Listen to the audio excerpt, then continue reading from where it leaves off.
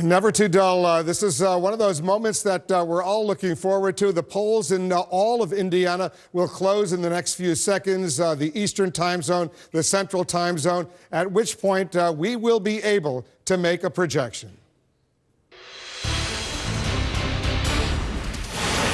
CNN projects that Donald Trump will win the Republican presidential primary in the state of Indiana. Another very, very big win for Donald Trump. This is a huge win. He was effectively going one-on-one with Ted Cruz. He manages to pull out a win in Indiana.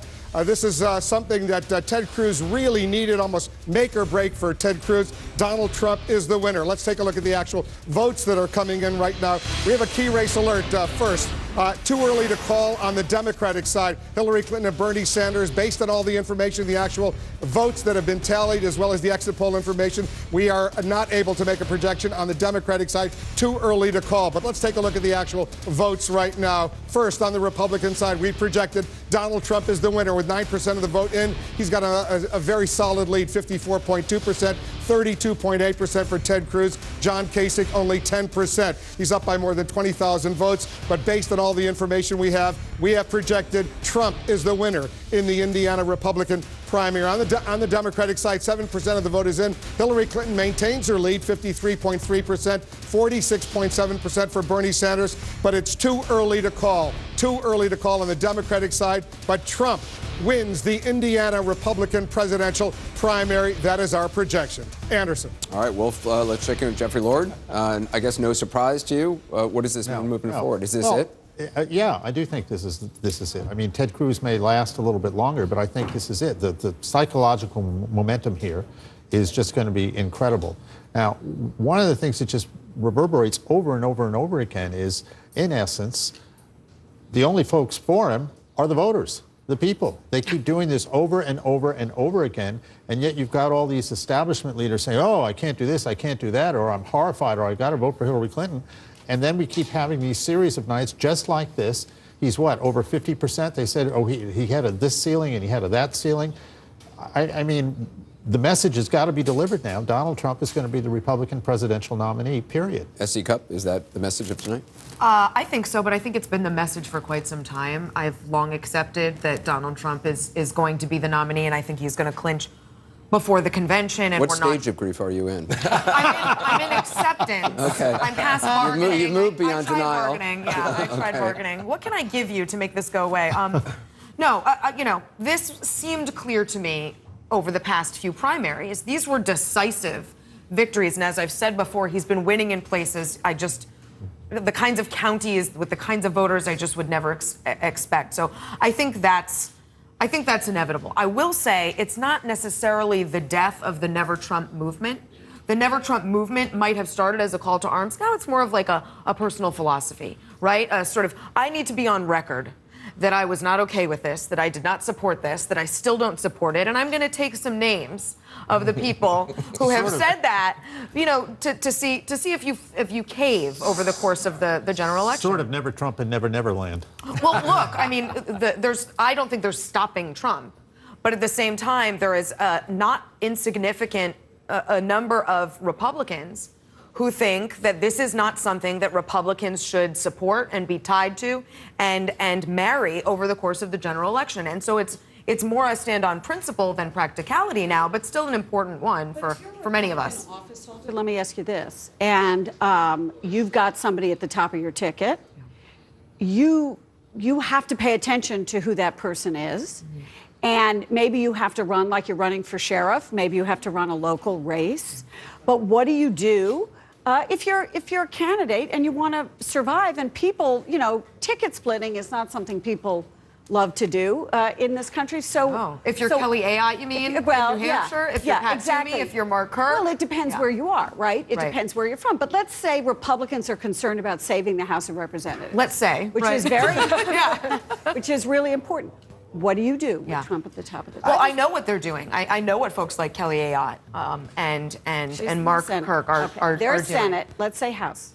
Oh, I mean, yes, you run a very local election that has nothing to do with Washington and what's going on in the country. But it's also, in addition to the Senate and the House, and for those reasons, it's about the Supreme Court.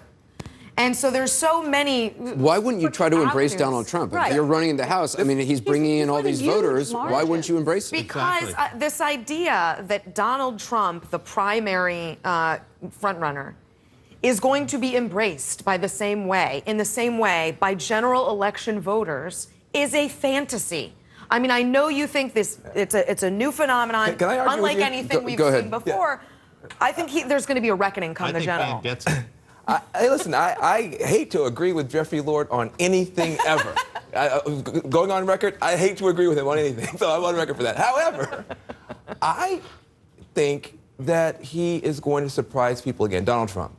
I have been screaming at liberals for the past several days. Liberals right now sound a lot more like some people in the Republican Party. This guy can't win. Yeah, but you just don't want them to become complacent. That's why. But hey, listen, it's not just a complacency argument. Obviously, if we become complacent, take him too lightly, we might get beat.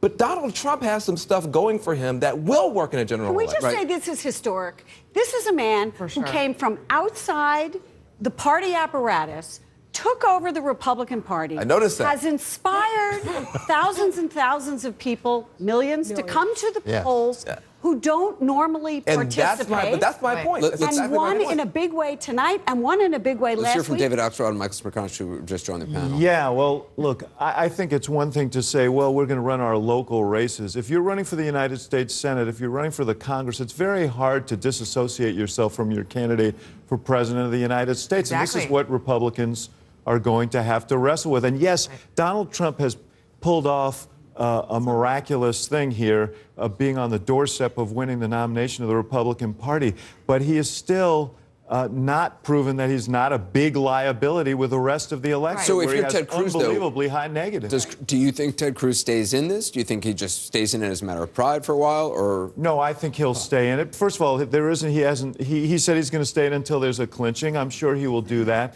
And I think, he's kind of hoping that some, he's a man of deep faith. Maybe he's hoping for some divine intervention here between now and the time that Michael? 1237 arrives. He could start appointing ambassadors and send them overseas. I have a job. For a long time, the idea, I think, was You won't be one of them, I bet. if someone or some small group of candidates could get Donald Trump in this race and clear the field, then they'd be able to beat him. And maybe at one time that would have been true because he was able to get this far with a solid 1/3 of the Republican electorate and then not much better.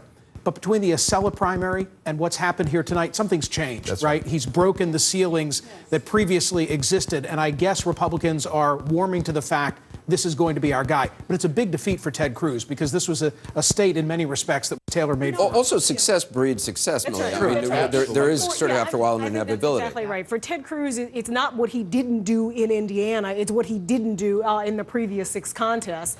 He didn't win any of those contests. He didn't look close at all. He didn't look competitive. And so we see that in Indiana. He was supposed to have a really good May Right. and really do well. But now, they're thinking about South Dakota and Montana when before they were thinking about many more states in Let's May. go back to Jake. Thanks, Anderson. The very fact that CNN called this race at the time of poll closing shows that Donald Trump is not just projected to win, but he's projected to win likely by a very large margin. Otherwise, CNN wouldn't call it so soon after polls closing. Let's bring in political director David Chalian to try to figure out how he did it. Because, David, as you know, this is a state, Indiana, that should be fertile ground for Ted Cruz, theoretically, in terms of the number and percentage of white evangelical Protestants, in terms of other demographics that have proved very successful for him in the past. That's right, Jake. And the Cruz campaign saw Indiana as very fertile ground and put everything they possibly had into it.